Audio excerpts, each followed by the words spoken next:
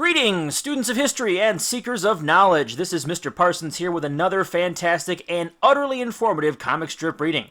What's on today's list of things to talk about?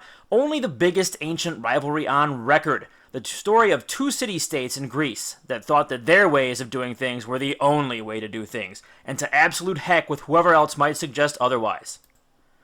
So, who are these two heavy-hitting groups? Well, they're none other than the cities of Athens and Sparta, two cities that did actually have quite a lot in common, such as their language, gods, and well-trained armies.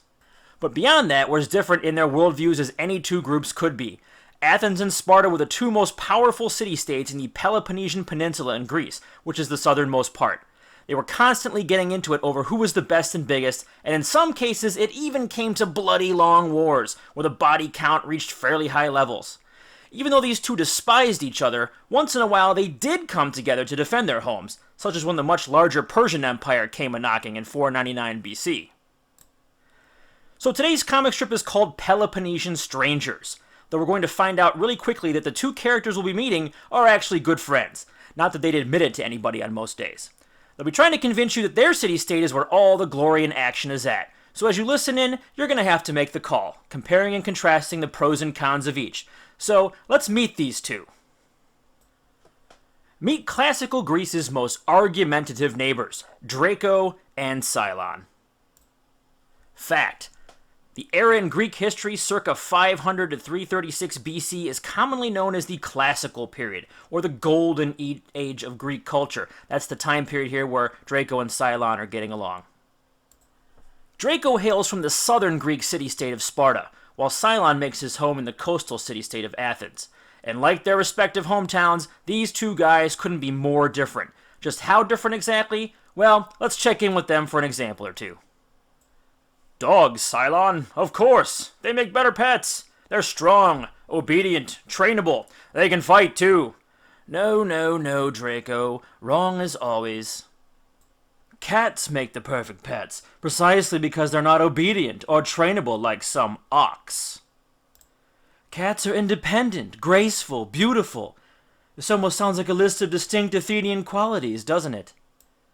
You talk of those things as if they're important, Cylon. Show me a cat that can guard your home. Remember that old dog you had a few years back? What was his name? He couldn't guard himself against my cat, Apollo. His name was Ares, Cylon. Apollo was the Greek god of light, truth, and the arts. Ares was the Greek god of war. But yes, I do remember my first day moving into this apartment 2 years ago. I couldn't believe the amount of belongings you had to drag along when I saw you moving into your place. Yes, all my furniture, scrolls, tapestries, and instruments.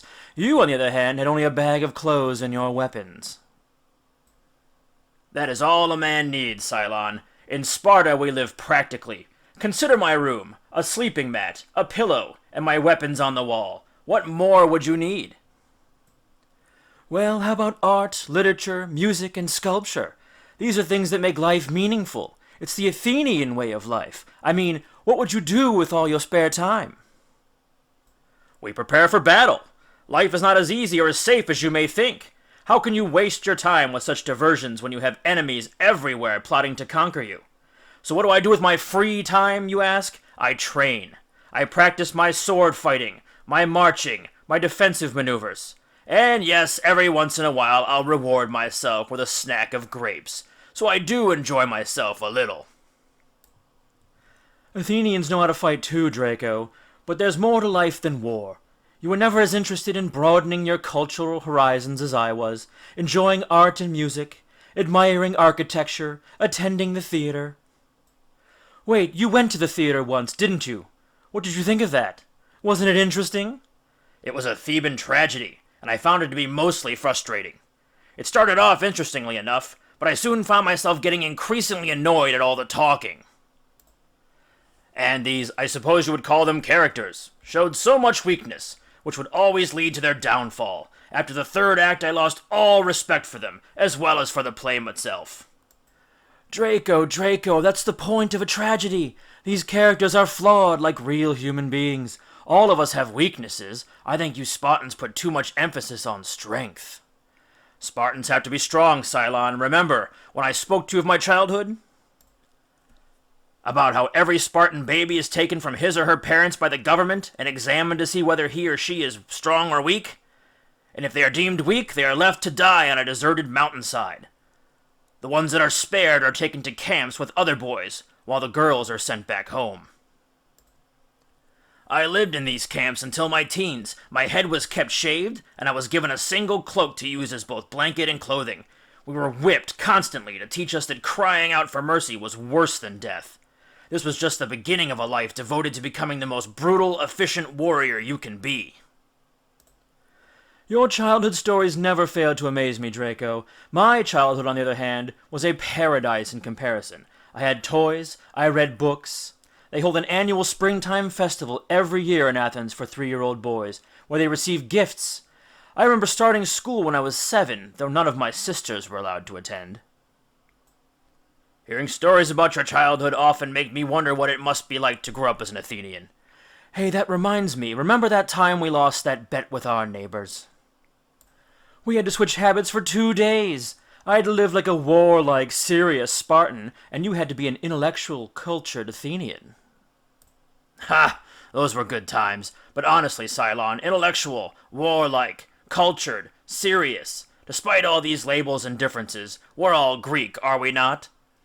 So true, so true. How very Athenian of you to say so. And so there you have it. Turns out that despite all of the differences that Draco and Cylon found themselves with, in the end they could both look to the things that really held them together, and that's being Greek. Hopefully this gave you a little insight into the differences between the two city-states and gave you an idea as to what each one thought were the best qualities of life. Which is the best? Well, that's for you to decide based on the facts. In any case, I hope you enjoyed the reading and hope you stay tuned to this channel for more upcoming historical awesomeness.